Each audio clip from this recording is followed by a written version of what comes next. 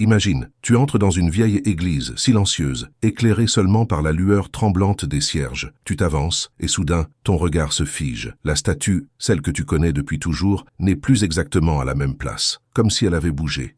Lentement, toute seule. Ce mystère a été rapporté dans plusieurs pays, mais l'histoire la plus troublante vient d'une petite église isolée, construite au XIXe siècle. Les paroissiens y vénèrent une statue de la Vierge Marie, placée derrière l'autel. Une statue simple, en pierre claire, haute d'1,50 m. Rien d'exceptionnel en apparence. Et pourtant, tout commence avec des rumeurs. Des fidèles affirment avoir remarqué que la statue ne regarde pas toujours dans la même direction. Parfois, ses yeux semblent fixés vers l'autel, d'autres fois, légèrement vers la porte. Certains disent même avoir vu ses mains changer d'angle, comme si elles s'étaient ouvertes un peu plus. Au départ, le curé de l'église balaie ces témoignages, persuadé qu'il ne s'agit que d'illusions. Mais un jour, lors d'une messe, alors que l'église est pleine, plusieurs personnes jurent avoir vu la statue s'incliner légèrement, comme pour saluer l'assemblée. Un mouvement subtil, presque imperceptible, mais suffisant pour glacer le sang. Les choses prennent une tournure plus inquiétante quand une caméra de surveillance est installée. L'objectif était simple: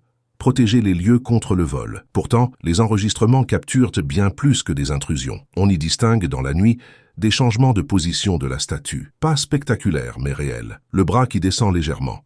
La tête qui semble se tourner de quelques degrés. L'église entière devient le théâtre d'un mystère glaçant. Les experts consultés avancent des hypothèses rationnelles. Jeu d'ombre, illusion d'optique, erreur de cadrage. Mais un détail perturbe profondément. Dans plusieurs vidéos, l'ombre projetée par la statue ne correspond pas à sa position réelle, comme si le corps de Pierre avait bougé, alors que personne n'était là. Les habitants du village se divisent. Certains voient dans ce phénomène une intervention divine. D'autres, au contraire, murmurent que quelque chose de sombre rôde dans l'église, une présence invisible utilisant la statue comme vecteur. Avec le temps, les rumeurs attirent les curieux. Des pèlerins viennent de loin pour prier devant elle, convaincus que la Vierge cherche à transmettre un message. Certains disent avoir ressenti une paix immense en se tenant à ses pieds. D'autres rapportent avoir été guéris de douleurs ou de maladies. Mais tous ne partagent pas la même expérience. Quelques visiteurs, au contraire, affirment avoir ressenti une angoisse profonde, un malaise oppressant, comme si quelque chose les observait derrière les yeux de Pierre. Le phénomène divise,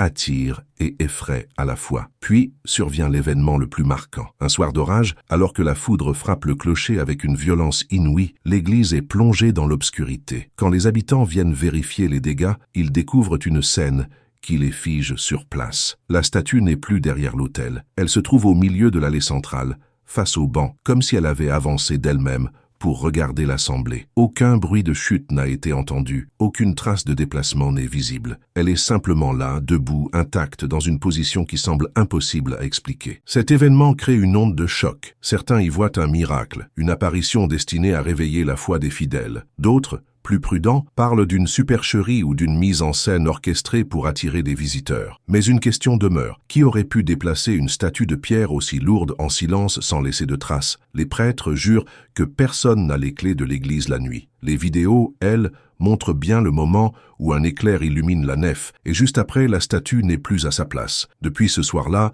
la statue attire encore plus de monde. Certains viennent chercher une bénédiction, d'autres veulent simplement voir de leurs propres yeux ce mystère. Mais une atmosphère étrange s'est installée. Les chants résonnent différemment, les cierges semblent vaciller plus fort, et chacun entre avec la peur secrète de surprendre un mouvement interdit. Jusqu'à aujourd'hui, aucun scientifique n'a pu apporter une explication définitive. Les vidéos existent, les témoignages s'accumulent, mais la statue continue d'occuper son église, silencieuse, mystérieuse, peut-être vivante, ou peut-être simplement la projection de nos peurs et croyances. Et toi, qu'en penses-tu? Sommes-nous face à un miracle ou à une illusion qui dépasse la raison? Dis-le-moi en commentaire, j'ai hâte de lire ton avis. Et si tu veux d'autres récits tout aussi troublants, abonne-toi dès maintenant à Chroniques de l'étrange et active la cloche, car la prochaine histoire risque de te hanter longtemps.